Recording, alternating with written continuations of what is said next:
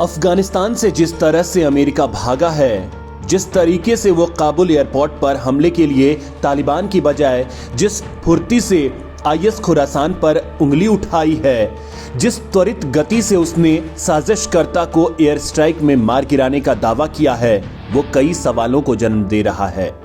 और अब भारतीय खुफिया एजेंसी रॉ के एक्स चीफ ने इस मामले में ऐसा खुलासा किया है जो अमेरिका से लेकर रूस और चीन की नीयत पर ही सवाल खड़ा कर देता है। दोस्तों, अफगानिस्तान की असली कहानी जानने के लिए यह वीडियो आपको जरूर देखना ही चाहिए, जो आपको बताएगा कि भारतीय खुफिया एजेंसी को जो जानकारी हाथ लगी है वो दाल में काले की ओर इशारा कर रही है। तो चलिए दोस्तों, आपको बताते हैं ये असली कहानी। दोस्तों, काबुल एयरपोर्ट पर 26 अगस्त को भीषण अटैक होता है। अमेरिकी सैनिकों सहित सैकड़ों लोगों की जान चली जाती है। अमेरिका के सबसे कमजोर और चीन के हाथों की कठपुतली राष्ट्रपति बाइडेन इसके लिए तुरंत ही इस्लामिक स्टेट खुरासान को जिम्मेदार ठहरा देते हैं। पहले आपको आईएस खुरासान के बारे में बता देते हैं कि ये आतंकी संगठन आईएसआईएस का ही हिस्सा है, जो उत्तरी पूर्वी ईरान और अफगानिस्तान के कुछ हिस्सों में सक्रिय है। इसमें खुरासान अफगानिस्तान की एक जगह का नाम है। खैर, अब असली मुद्दे पर आते हैं। तो दोस्तों, जैसे ही 26 अगस्त को काबुल एयरपोर्ट के पास अटैक होता है, वहां अभी लोगों को निकाला ही जा रहा था कि अमेरिका ने ऐलान भी कर दिया कि यह हमला किसने किया है।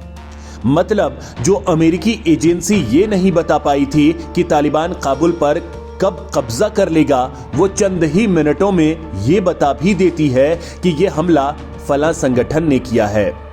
बड़ी बात तो यह है कि इसमें तालिबान को बड़ी ही सफाई से पाक साफ घोषित कर दिया जाता है, ठीक उसी तरह से जैसे यूएनएससी से तालिबान का नाम बड़ी ही सफाई से आतंकियों वाले नाम से हटा दिया जाता है।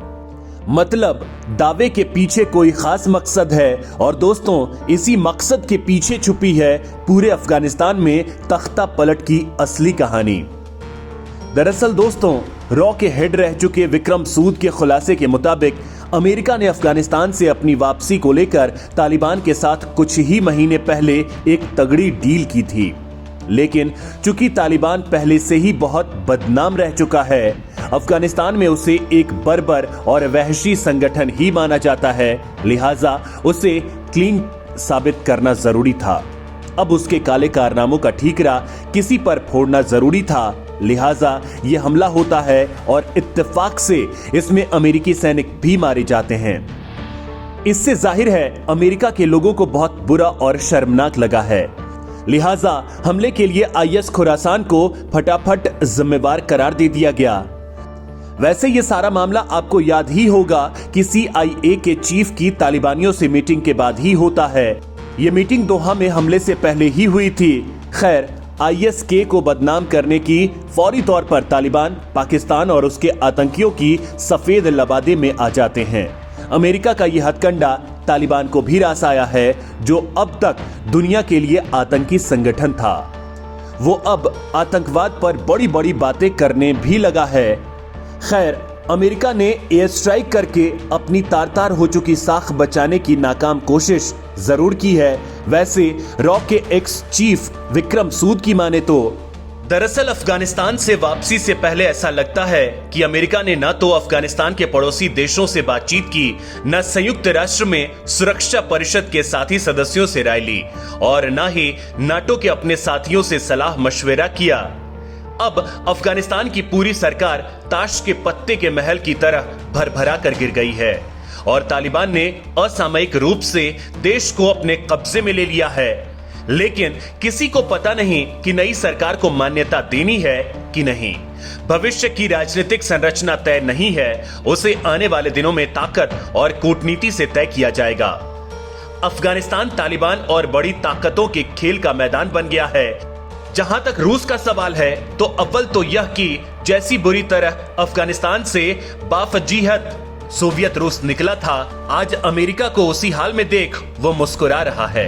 अफगानिस्तान में रूस ने हमेशा से नॉर्दर्न अलायंस को समर्थन दिया था। अहमद शाह मसूद के वंशजों को रूस का समर्थन आज भी है और यही लड़ाके आज पंजशीर में तालिबान से लोहा ले रहे हैं।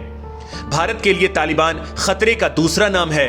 एक तो तालिबान पाकिस्तान का साथी है और दूसरे वह कश्मीर में कट्टरपंथ को उकसाता रहा है। लेकिन पीएम मोदी की रूसी राष्ट्रपति पुतिन के साथ बातचीत ने बड़ा गेम करने का काम किया है। रूस अब पंजशीर पर पूरा फोकस किए हुए है। हालांकि तालिबान के आने से चीन और पाकिस्तान की पांचों उंगलियां घी में दिख रही हैं। तालिबान के आने से पाकिस्तान की सामरिक भूमिका बढ़ सकती है, तो चीन के तालिबान से संबंध और बीते दिनों हुई मेल मुलाकातें भी भारत के लिए परेशान करने वाली हैं। चीन अपने आर्थिक हितों को बचाने के साथ साथ उन्हें और बढ़ाने की कोशिश करेगा। यहां सबसे ज्यादा समझने वाली बात यह है कि अमेरिका में फिलहाल जो राष्ट्रपति हैं, यानी जो बाइडेन, वो चीन के टट्टू कहे जाते हैं और फिलहाल उन्होंने तालिबान को सत्ता पर पहुंचाकर चीन की बड़ी मदद की है।